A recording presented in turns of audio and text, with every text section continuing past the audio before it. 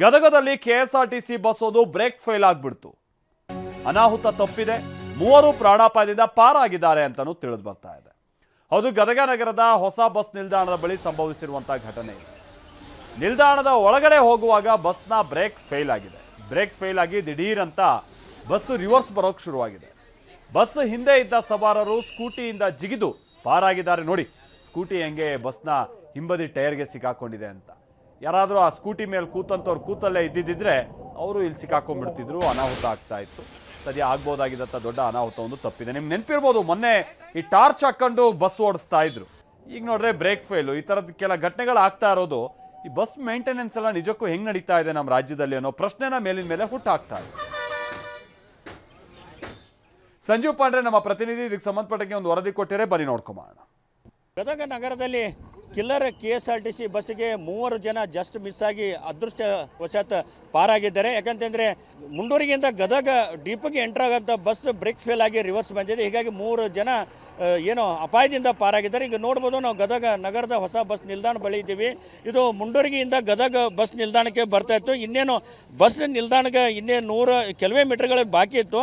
ಆ ಸಂದರ್ಭದಲ್ಲಿ ಏಕಾಏಕಿ ಆ ಬಸ್ಸಿಂದು ಬ್ರೇಕ್ ಫೇಲ್ ಆಗಿದೆ ಅಂತೆ. ಹೀಗಾಗಿ ರಿವರ್ಸ್ ಬಸ್ ಬಂದಿದೆ. ಆ ಬಸ್ನ ಹಿಂದೆ ಇದ್ದಂಥ 2 ಬೈಕ್ ಸವಾರರು, ಅಂದರೆ 2 ಬೈಕದಲ್ಲಿ 3 ಜನ ಹೋಗ್ತಾಯಿದ್ರು. ಆ ಒಂದು 3 ಬೈಕ್ ಸವಾರರು ಏನು ಬಸ್ ರಭಸವಾಗಿ ರಿವರ್ಸ್ ಬರೋದು ನೋಡಿ ಅವರು ಬೈಕ್ ಮೇಲಿನ ಜಿಗಿದು ಜಸ್ಟ್ ಮಿಸ್ ಆಗಿರೋ, ಪ್ರಾಣಾಪಾಯದಿಂದ ಮಿಸ್ ಆಗಿರೋ. ಇಲ್ಲದ ದೊಡ್ಡ ಒಂದು ದುರಂತವೇ ಸಂಭವಿಸಿತ್ತು. ಇವು 2 ಬೈಕ್ಗಳು ನೋಡ್ಬೋದು. ಇವು 2 ಬೈಕ್ಗಳು ಸಂಪೂರ್ಣ ಬಸ್ಸಿನ ಅಡಿಯಲ್ಲಿ ಸಿಲುಕಿ ಸಂಪೂರ್ಣ ಜಖಮ್ ಆಗಿದ್ದಾವೆ. ಹೀಗಾಗಿ ಸಾಕಷ್ಟು ಏನು ಭಯ, ಆತಂಕ. ಯಾಕೆಂದರೆ ಗದಗ ಜಿಲ್ಲೆಯಲ್ಲಿ ಸಾಕಷ್ಟು ಡಕೋಟಾ ಬಸ್ಗಳ ಹಾವಳಿಯಿಂದ ಸಾಕಾಗಿದೆ. ಈ ಹಿಂದೆ ಕೂಡ ಬ್ರೇಕ್ ಫೇಲ್ ಆಗಿ ಬೇರೆ ಬೇರೆ ಕಾರಣಗಳಿಂದ ಸಾಕಷ್ಟು ಅಪಘಾತಗಳಾಗಿವೆ. ಎಲ್ಲ ಆಗಿ ದೊಡ್ಡ ದುರಂತವೇ ಆಗಿದೆ. ಆದರೆ ಇವತ್ತು 3 ಜನ ಏನು ಅದೃಷ್ಟವಶಾತ್ ಭಾರಿ ಪ್ರಾಣಾಪಾಯದಿಂದ ಪಾರಾಗಿದ್ದಾರೆ ಅಂತ ಹೇಳ್ಬೋದು. ಈಗ ಆ ಬೈಕ್ ಸವಾರರು ನಮ್ಮ ಜೊತೆ ಅದನ್ನು ಮಾತನಾಡಿಸೋಣ. ಸರ್, ಎಲ್ಲಿ ಹೊರಟಿದ್ರೆ, ಯಾವ ರೀತಿ ಆಯ್ತು ಆಕ್ಸಿಡೆಂಟ್? ಸರ್, ಆ್ಯಕ್ಚುಲಿ ನಮ್ಮ ತಮ್ಮರು ಬಂದ್ಬಿಟ್ಟು ಇಲ್ಲಿ ಎಗರ್ ಸೈಡ್ ಆಗ್ತಾರೆ ಇದೇ ಏರಿಯಾದಲ್ಲಿ. ನಾವು ಬಂದ್ಬಿಟ್ಟು ಬೈಕ್ ಅಂದರೆ ಸ್ಟಾಪ್ ಮಾಡಿ ಅಷ್ಟೇ ನಿಂತಿದ್ದು ಅಷ್ಟೇ. ಬೈಕ್ ಹಂಗೆ ಸಡನ್ ಆಗಿ ಹಿಂದೆ ಬಂತು, ಬ್ರೇಕ್ ಫೇಲ್ ಆಗಿ. ಸ್ಪೀಡಾಗೇ ಬಂತು. ಹಿಂದೆ ನೋಡಿದರೆ ಒಬ್ಬರು ಅದೇ ಬಸ್ ಕೆಳಗೊಬ್ಬರು ಅಜ್ಜರಿದ್ರು.